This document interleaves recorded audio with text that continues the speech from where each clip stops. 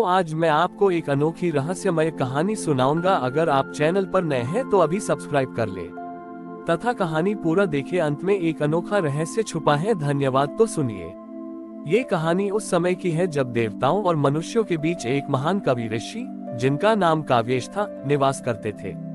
काव्येश ने अपने जीवन में हजारों अपूर्ण श्लोक और काव्य लिखे थे, जिनकी सुंदरता अतुलनीय थी। काव्येश की एकमात्र इच्छा थी कि वह महादेव की महिमा में एक ऐसा अंतिम श्लोक लिखें जो पूर्ण, निर्दोष और अनंत हो। उन्होंने कई वर्षों तक तपस्या की, शब्दों को तौला और भावों को साधा। अंततः एक दिन उन्हें प्रेरणा मिली और उन्होंने लिखना शुरू किया। लेकिन जब उन्होंने वह श्लोक लिखा तो वह केवल 3 पंक्तियों का ही बन पाया। चौथी और अंतिम पंक्ति उनके मन में अस्पष्ट रह गई। वह श्लोक था, ग्रेटर देन न रूप न कालम न भेदम तव, ग्रेटर देन केवलम प्रेमम केवलम शक्तिमहम, ग्रेटर देन सर्वम पूर्णम त्वयैव प्रतिष्ठितम ...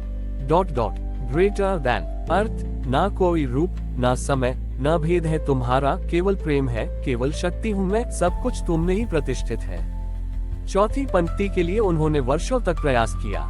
उन्होंने ध्यान किया, ग्रंथों को पढ़ा और संसार का भ्रमण किया, पर वह अंतिम पूर्ण पंक्ति उन्हें नहीं मिली। काव्येश निराश हो गए। उन्हें लगा कि उनका संपूर्ण जीवन और ज्ञान अधूरा है, क्योंकि वह महादेव की महिमा में एक पूर्ण श्लोक नहीं लिख पाए। हताश होकर वह कैलाश पहुँचे और महादेव के सामने 3 पंक्तियों वाला वह अधूरा श्लोक और अपनी लेखनी रख दी। हे नीलकंठ, मैं जीवन भर पूर्णता खोजता रहा। मैंने हजारों पूर्ण श्लोक लिखे, पर आपकी महिमा में लिखा गया यह एक श्लोक अधूरा रह गया। मेरा जीवन व्यर्थ है, क्योंकि मैं आपको असीम रूप में भी पूर्ण श्लोक अर्पित नहीं कर सका। महादेव ने वह अधूरा श्लोक उठाया। उन्होंने उसे देखा और उनकी आंखों में एक गहरी मुस्कान थी। महादेव ने कहा, हे काव्येश, तुमने मुझे आज तक की सबसे पूर्ण वस्तु अर्पित की है।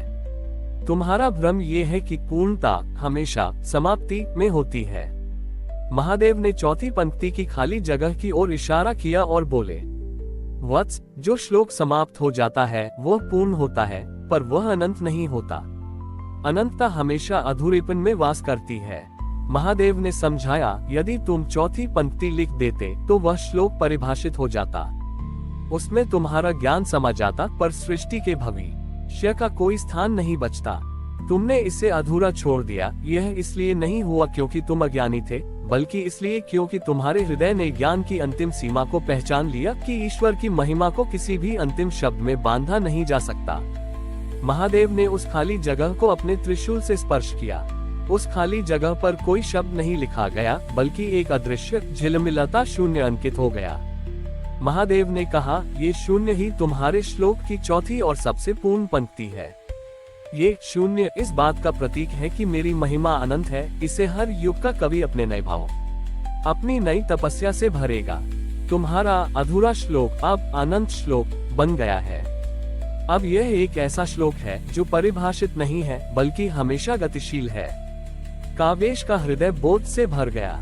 उसे एहसास हुआ कि पूर्णता का सबसे ऊंचा रूप अधूरापन होता है, जो अनंत संभावनाओं के लिए द्वार खोलता है।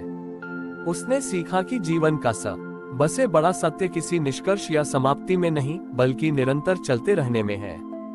सीख महादेव सिखाते हैं कि हमें जीवन में अधूरेपन को असफलता नहीं मानना चाहिए।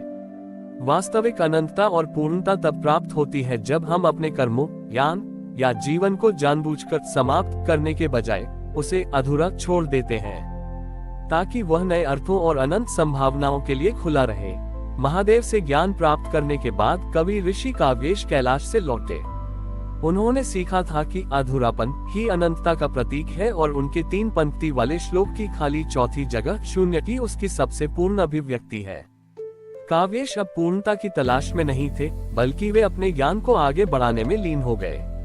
उनके आश्रम में एक युवा और अत्यंत प्रतिभाशाली शिष्य था, जिसका नाम रचनाकार था। रचनाकार अपने गुरु की तरह ही पूर्ण और निर्दोष कविताएं लिखना चाहता था, लेकिन वह हमेशा आगे बढ़ने से डरता था। उसे डर था कि कहीं वह अपनी गुरु की तरह अंतिम श्लोक में असफल न हो जाए। एक दिन काव्येश ने रचनाकार को अपने पास बुलाया और उसे वह अधूरा श्लोक और अपनी लेखनी सौंप दी। काव्येश ने कहा, वत्स रचनाकार, मेरी सबसे महान कृति यह अधूरा श्लोक है। मैंने इसे तुम्हारे लिए छोड़ दिया है। रचनाकार चकित रह गया। उसने कहा, गुरुवर, ये तो अधूरा है। आपने जो ज्ञान और महिमा देखी, उसकी अंतिम पंक्ति आप ही नहीं लिख पाए, तो मैं कैसे लिख सकता हूँ? मैं आपकी विफलता का उत्तराधिकारी नहीं बनना चाहता। काव्येश मुस्कुराए। उन्होंने समझाया, वत्स, यह मेरी विफलता नहीं, यह मेरी सबसे बड़ी सफलता है। ये श्लोक तुम्हें ये बताने के लिए छोड़ा गया है कि उत्तराधिकार का अर्थ पिछली पूर्णता को दोहराना नहीं है, बल्कि अगली संभावना को खोलना है। यदि मैं चौथी पंक्ति लिख देता तो तुम केवल मेरे लिखे को दोहराते। यह अधूरा श्लोक तुम्हें मेरे शून्य को नहीं, बल्कि तुम्हारी अनंत संभावनाओं को दिखाता है। काव्येश ने उस खाली शून्य अंकित पंक्ति की ओर इशारा किया और कहा, तुम्हारी सबसे बड़ी चुनौती यह नहीं है कि तुम चौथी पंक्ति क्या लिखोगे, बल्कि यह है कि तुम इस खाली जगह को देखकर क्या महसूस करोगे। काव्येश ने रचनाकार को शून्य पंक्ति का रहस्य समझाया। ग्रेटर देन जीवन में उत्तराधिकार का सच्चा अर्थ यह नहीं होता कि गुरु अपने शिष्य को संपूर्ण ज्ञान सौंप दे, बल्कि यह होता है कि वह शिष्य के लिए आगे बढ़ने की जगह छोड़ दे। हर महान कृति में एक अधूरापन होना चाहिए, ताकि वह अगली पीढ़ी को नया सृजन करने के लिए प्रेरित करे। ग्रेटर देन रचनाकार को गहन बोध हुआ। उसे समझ आया कि गुरु का सबसे बड़ा दान ज्ञान की सीमा को स्वीकार करना और शिष्य के लिए सृजन का खाली स्थान छोड़ना होता है। उसने डरना छोड़ दिया। उसने उस अधूरे श्लोक को लिया। उसने उसे पूरा करने की कोशिश नहीं की। इसके बजाय उसने उस शून्य पंक्ति को आधार बनाकर महादेव की महिमा में एक नया, अलग और पूरी तरह से मौलिक काव्य लिखना शुरू कर दिया। उसने गुरु की कृति को नहीं दोहराया, बल्कि स्वयं की कृति का सृजन किया। और इस तरह अधूरे श्लोक ने अनंत प्रेरणा को जन्म दिया, जिसने आने वाली पीढ़ियों के सभी कवियों को सिखाया कि महान बनने के लिए पिछले महान लोगों की नकल करना नहीं, बल्कि उनके छोड़े हुए खाली स्थानों पर निडरता से अपनी छाप छोड़ना आवश्यक है। अंतिम सीख ये कथा सिखाती है कि सच्चा उत्तराधिकार तब स्थापित होता है जब पिछली पीढ़ियां अपनी अधूरेपन को स्वीकार करती हैं और अगली पीढ़ी के लिए सृजन और नवाचार के लिए खाली जगह शून्य छोड़ देती हैं। पूर्णता का सबसे ऊंचा रूप बड़े अवसरों के लिए विकास की संभावना छोड़ना होता है। हमारी और भी आध्यात्मिक एवं अनोखी कहानियां देखने के लिए हमारे चैनल पर जाएं तथा धार्मिक एवं पौराणिक अनोखी कहानियां हमारे चैनल पर है। कृपया जाके देखें तथा हमारे चैनल को सब्सक्राइब करके रखें और वीडियो लाइक जरूर करें। धन्यवाद।